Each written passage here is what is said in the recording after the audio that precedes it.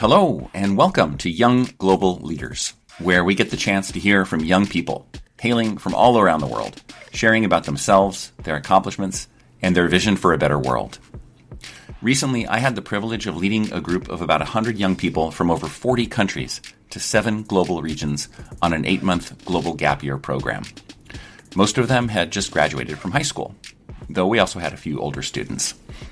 During our 8+ months together, the students formed a deeply loving and supportive community. Anyone could see that they had built something unique and inspiring.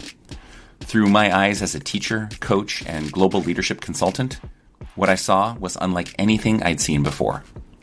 When the program ended, I desperately wanted to keep in touch with these students and to share their example with the world. So I started the Young Global Leaders podcast. Today we hear from Antony Saleh. Antony Saleh, welcome. Hello, how are you? I'm so good. I'm so happy to see your face again. It's been, if you could believe it, 9.5 months since we last saw each other. Time flies by. Time really flies by. Well, I'll start by asking you where you're joining us from today and what has brought you there. So I am joining from Houston, Texas. My education brought me here. I'm here to study at Rice University. This is my second semester here. It's been a crazy experience. It's been so lovely. Second semester, right. Gosh, here we are. It's March. Wow. Yeah. March 2nd, 2026 for our listeners.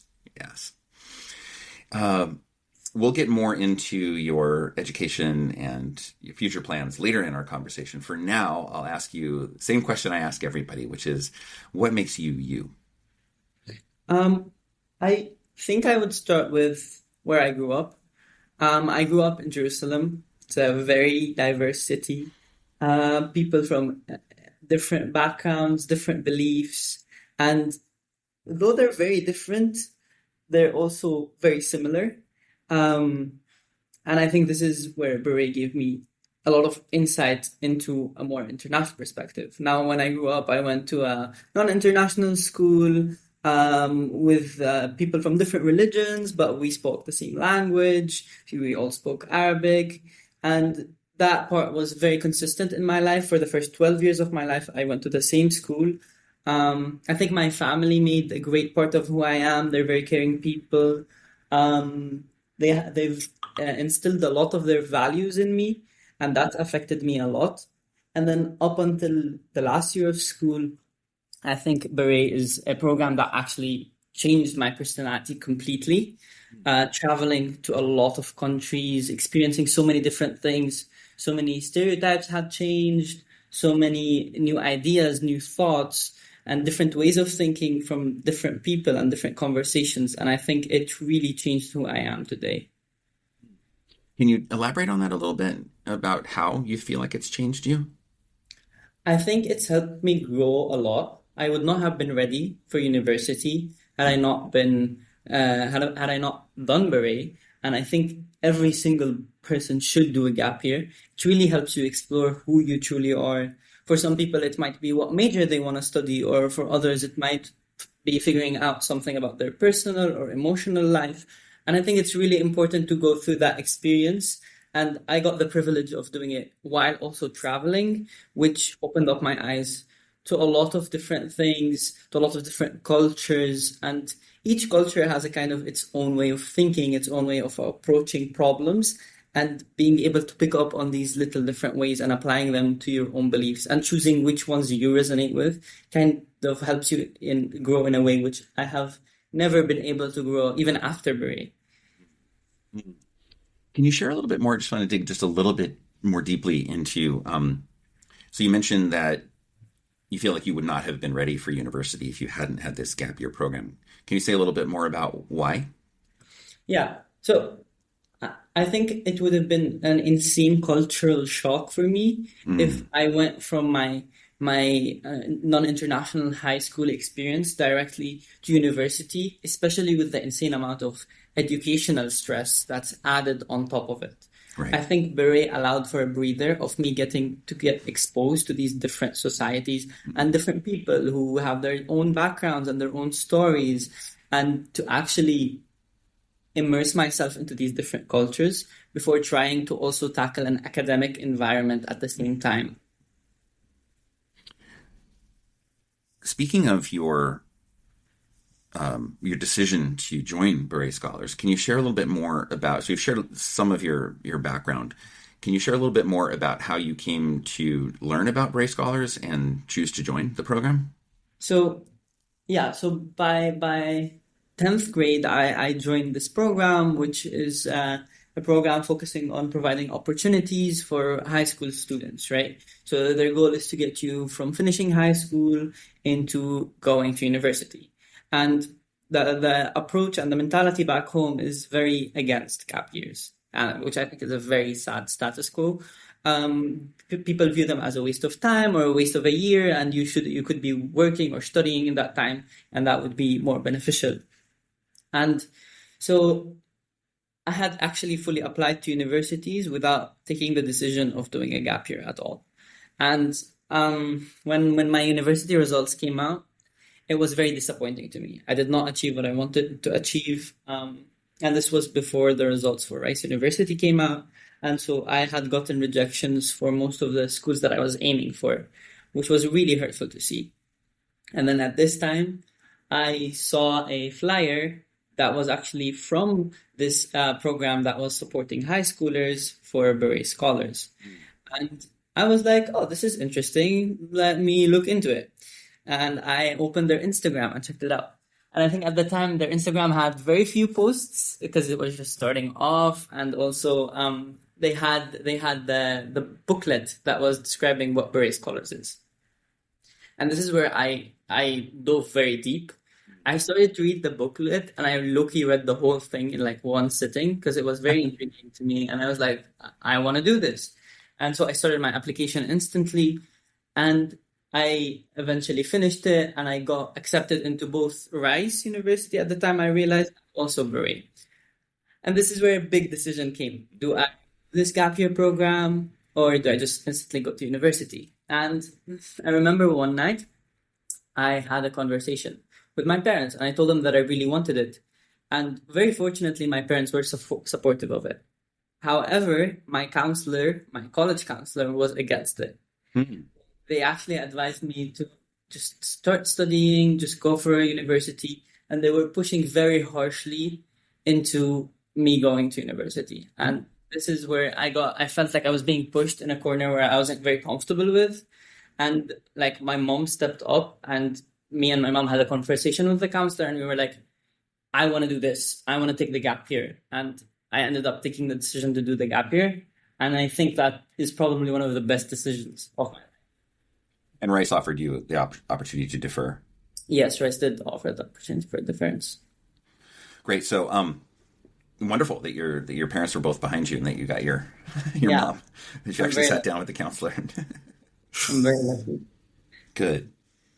So, getting a little bit more into the Baret program and its impact on you, we often talk about learning as an important outcome of a program like Baret. Mm-hmm. Are you able to share anything with our listeners that you might have unlearned during your travels? I think there's a lot of things that you tend to unlearn in such an opportunity. I would start with stereotypes. We all have a mental image of what Russia looks like or what China looks like or what America looks like. And then going to these different places, actually being there completely changes your image of what these places look like. And even now, you still recognize that your image will always be incomplete of these places because you haven't lived there, you haven't experienced it. You've experienced it for a month, but you haven't lived there for years, just like the people who are there. So I think you kind of tend to realize that the more you learn, the more you know that you don't know a lot of things. Which is, it's a very interesting, it's a humbling experience, I would say, because we start off believing that we know so much about the world and then, oh, this is wrong. Oh, I thought I knew this and that's also wrong. So the mental image of places, I think I've figured out that I still don't know a lot about it and I've unlearned what I thought I knew about it. Now, there's also the cultural aspect where You would have different ideas about different cultures. Sadly, because of social media, we have so many different perceived images of how different people act, or what cultures they have, or what traditions they have. And when you're actually there with people who believe in that culture and who have experienced it their whole life, and they explain it to you, it turns out to be very different from the idea that you had of it. And I think that's something that you need to spend a lot of time to slowly unlearn, especially because it's repeated so much through social media, that you need to sit down with these people and take in their culture and actually appreciate it from a true source and unlearn what you thought you knew about it. Beautiful. Yeah, the unlearning of stereotypes. I think so, yeah. Yeah, powerful. So, as we noted, it's been almost 10 months since the end of the Baret Scholars program. Thinking back on the year, and you've actually already shared a little bit about this as well, and I'm wondering if there's anything else that occurs to you with this question, which is, as you have reflected on your Baret Scholars year, what would you say are some of the main ways in which you've grown? I think for me the main way is I've learned to prioritize my emotional mental health. I come from a place where that's less of a priority. Physical health is very important, but the emotional/mental aspects are not as important. And so I think Baret has given me space to reflect, to have time to just sit down and think to myself, to actually try and grow as a person, to think how I could have approached this situation differently, or what would be a more logical, more logical and a more emotionally mature reaction to this interaction.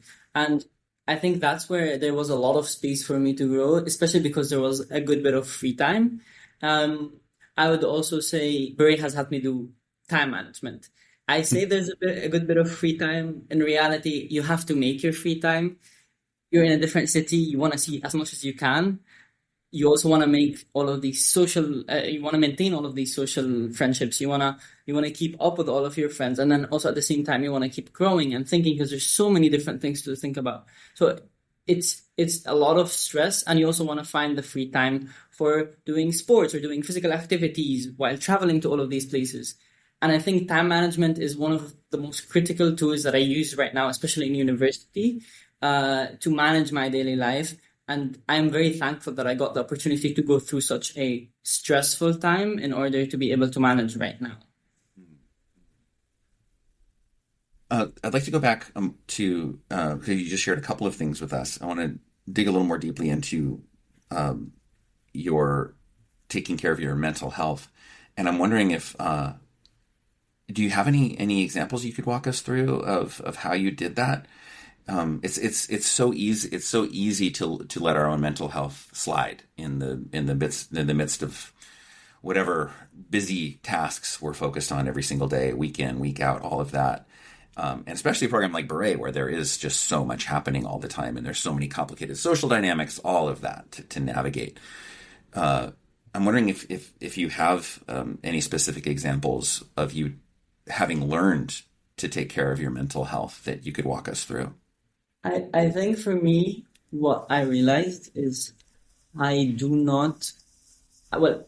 to not provide myself with enough alone time, with time of just me sitting down and thinking, or walking and thinking. And so what I started doing is going on these walks, and going on a walk in a new city is already such an amazing experience. You get to see so much. While I was walking, I would be listening to some calm music and just thinking, taking in different things, taking in different experiences. And I found so much value in this self-reflection time. Some people would call this meditation. I just call it me time, reflection time. And I think through this time, I've had so many different thoughts, and you'd be surprised about how much you can develop just being by yourself.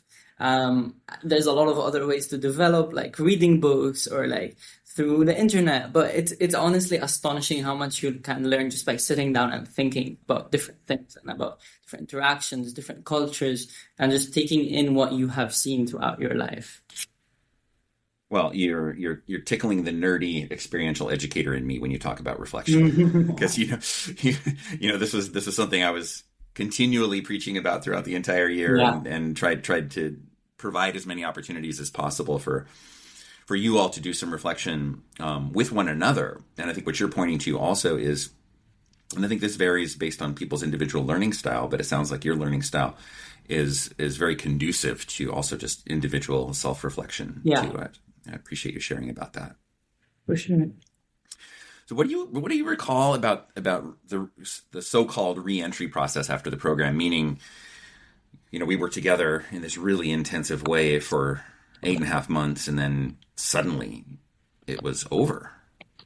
And it's Yeah. time for what was, whatever was going to be next in your life. What was that process like for you? I think it's very interesting. We were in basically 8 months of kind of getting a lot of dopamine, right? A new place every month, a dopamine hit every month, a new Yes. country, a new tradition, a new food you've never tried before. It's Hmm. always this new thing of like getting more dopamine, and obviously that kind of shocks the dopamine receptors in the body. And then you go back home, and it's just, I mean, it's you've missed home a lot, but it's just home, Hmm. and there's nothing new about it. Hmm. And you kind of feel like your dopamine is not as high as it was maybe, or you're not getting all of these new dopamine shocks that you used to, which can be scary. But I've started to kind of find the beauty in the little things, and I think you when you've seen so many grand things, you kind of tend to look for that dopamine somewhere else, in the little connections, in the little details.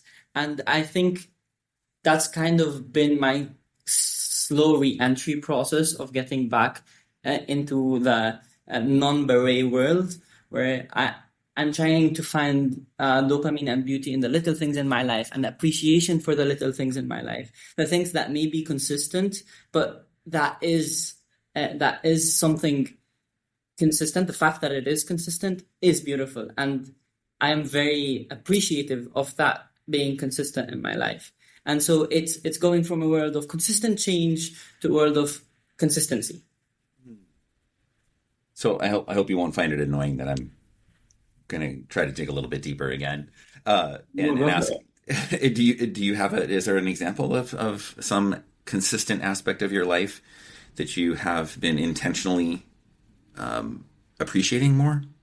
I think it's very funny. People love traveling and changing places consistently, which is Hmm. what Beret is. It's changing places all the time for 8 months. And then you go back to the same place. But then you realize that you can find so many details that you never realized existed about the place that you're in. For example, back home, there's so many shops that I've never looked at, or so many little corners that I've never been to. And when you go through them repetitively one time over the next, if you look for something new, you'll find something new every time.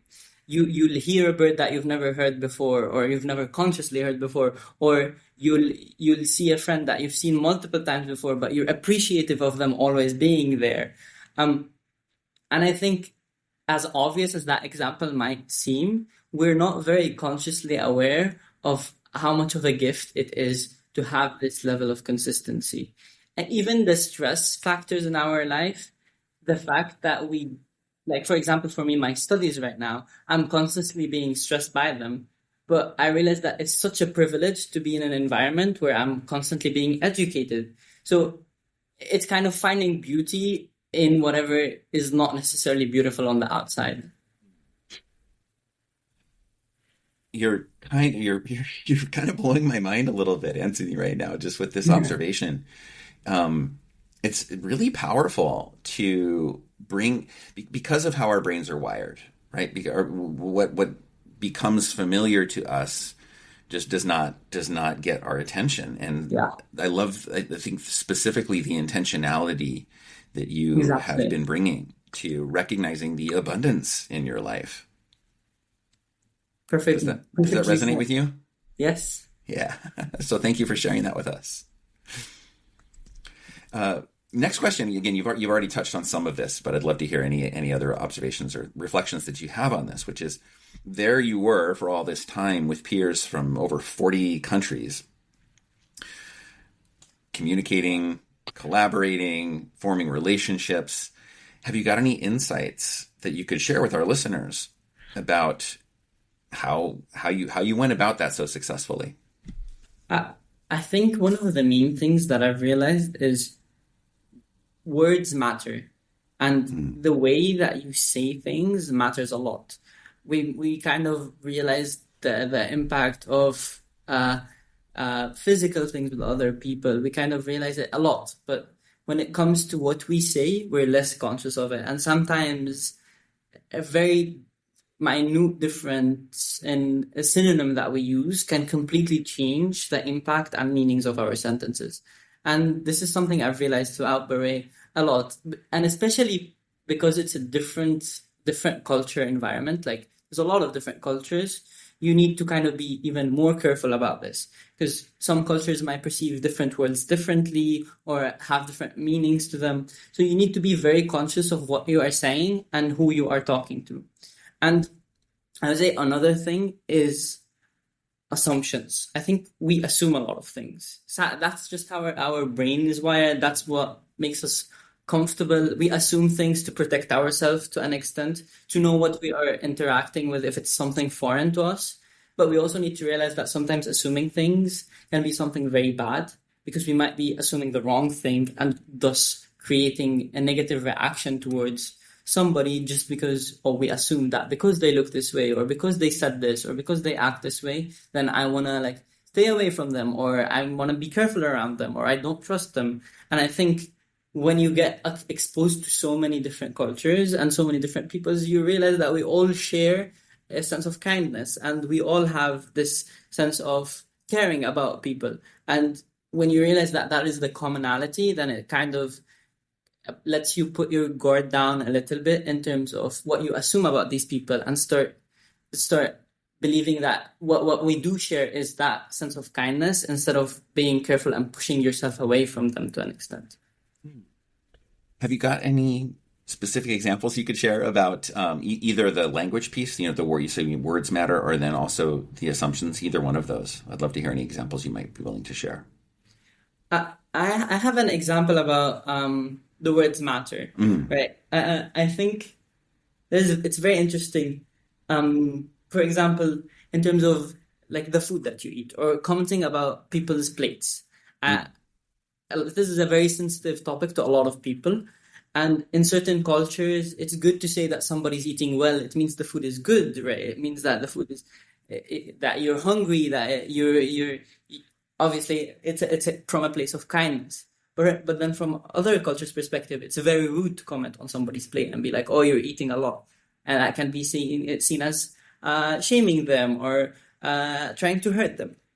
And so this is where you need to adapt. You need to understand that maybe you should not comment on certain things, or you should be careful when you're talking about the plate that's in front of you. And although it's something very similar, very minimal and minute, some people can take insane offense to it, and some people can get hurt a lot. And it can come from their own background and from their own life experiences, but that doesn't dim down the effect of your words in any way. So you need to be very conscious of the words that you use and how you approach that person. It's a great example, I think, of how some of the complexities in relating to people across different cultures is that we may actually be operating from a set of shared values and not even recognize that we're operating from a set of shared values, because the behaviors that express those values differ from culture to culture. And I think that's something that you're hitting on there. Exactly. Yeah. Wow. It's a beautiful observation. Okay, so there you are. You're at Rice University. What's next for you there? Are you planning on continuing through your undergraduate years there? Yes, I'm very happy here. I think there's a lot of mental support for students at Rice, and that's something I'm very appreciative of. It's very challenging. It's a lot of stress, but I'm ready for that challenge. And truthfully, beyond that, I do not know what I exactly want, and I've realized that that's okay. I think things get figured out with time, and a lot of people get really scared with the unknown. They're really uncomfortable with not knowing what's gonna happen next, even though it could be 3 or 4 years away. They're always stressing or consciously thinking about it, and it's very important for you to be comfortable in the unknown and comfortable in not knowing what is necessarily next. And so that's where I am currently. I know that I want to give back to the world, and I know that I want to contribute. I know what I'm interested in, and I'm hoping that the puzzle pieces will fit each other. Obviously, the sooner I will be to graduating, the sooner I will have things more figured out. But to be completely frank and to be completely truthful right now, I do not know what I want to take as my next step, and that's completely fine. It's your first year. You have a Yeah. little bit of time to figure that out. Exactly. Well, what drew you to Rice University in the first place? And based on your experience there so far, do you feel like it was the right choice for you? Yeah, so this kind of feeds back into the mental health aspect of things. First of all, it's so green here. The campus is so beautiful. You can just go walk around, trees everywhere. The grass is green. I'm so happy for that. I get to do my walks and just, take my stress out through them, and I think that's a very big aspect. Second of all, the university has such a good system for managing student stress. They always have, whether you need consulting support or therapeutic support, or whether you just wanna go and have a drink at the restaurant in the school, you can always just go and basically the school is there for the students, not just the students being there for the school. And I think that's one of the biggest aspects that made me want to go to Rice. And I'm very thankful that I am at Rice right now. I'm very happy here. I'm glad to hear that. I know that there were a number of students who reconsidered coming to the United States at all, to study during this time. Yeah. Did that ever cross your mind? I think it's very scary as an international student, especially because there was a lot of problems with visas and stuff like that. I think I'm focusing on my educational studies, keeping outside my political views or whatever I have in terms of that, because I'm just thankful to be in a place of education, which I cannot stress this enough. Education is such a privilege, where we just get to be in this campus being fed information all of our time, which might sound miserable to some, but what you have to realize is after you graduate, the only way for you to learn is for you to sit down and make yourself learn. There's nobody making you learn. And Yes. it's so beautiful to just have somebody always trying to push you and push you and push you. Mm-hmm. Well, I can relate to that because I was a student for a very long time. I had, if you add it all together, I actually had 10 years of graduate school. Wow. So a lot of it wasn't, not all of that was classroom work, and there were reasons for it, related to doing things that were not related to my degree. So, for example, leading experiential education trips during summers instead of working on my dissertation and all of that. But all of that to say, I can relate to the pleasure and the privilege of being, as you say, fed information. Just like, here's some more knowledge for you. Okay, great. I love that. Yeah. I love learning. It's really fun. Exactly. The last question I have for you, Antony, is, we live in this world which is full of suffering, and a lot of that suffering is caused by humans. And it can be really easy to feel overwhelmed and to lose hope. Have you got any words to encourage us about the future? I would say that as much as there is suffering, there's also a lot of care in the world. A lot of people that try to help as much as they can.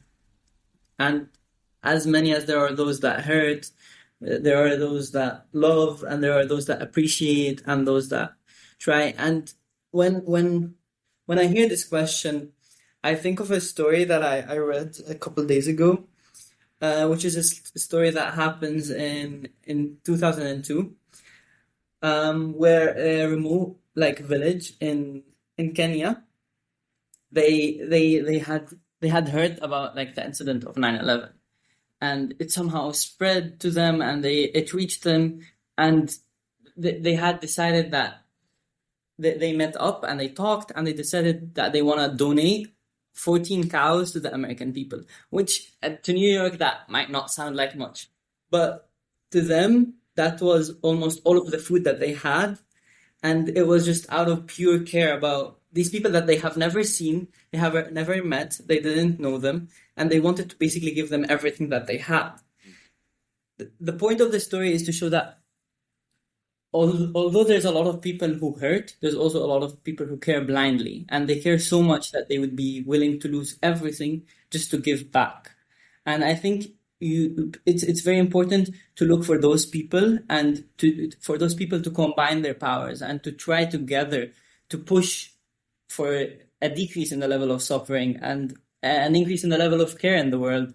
And I think if you resonate with that, and if you feel like you are one of those people, then you should put yourself out there, and you should try to look for other people with a similar mindset. Because the more people that work together towards that shared goal, then the less suffering there will be, and the more beautiful that the world is. I'm also feeling this tying back into what you shared with us earlier about bringing intentionality to what we focus on in our daily lives. That it's a choice, right? It's a choice to doom scroll on the one hand, right? And get caught up in all of the bleakness and suffering of the world. And it's also a choice to direct our attention to where the good things are happening, and also to form community, to build community and be in community with others about it, because that's our best hope of actually making change. That's what I hear you saying. Does that feel like an accurate reflection of what you're saying? Yes, you took the words out of my mouth. That's very accurate. Good. Well, thank you, Antony. Is there anything else that you want to say before we wind up our conversation today? Just a thank you. You've been such a mentor, person to look up to throughout Baret and even beyond Baret, and I'm very glad to be here. This is such an amazing opportunity to share my word with people. I think it's a privilege to be able to do it, and I wish you the best. Oh, well, thank you, Antony. That means a lot to me. I really enjoyed the opportunity to get to know you during the year, and I really appreciate you spending time with us today. Of course. Have a great day. You too.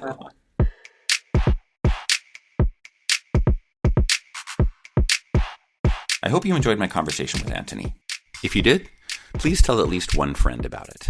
Give us a 5-star rating and follow the podcast. That will help others find us.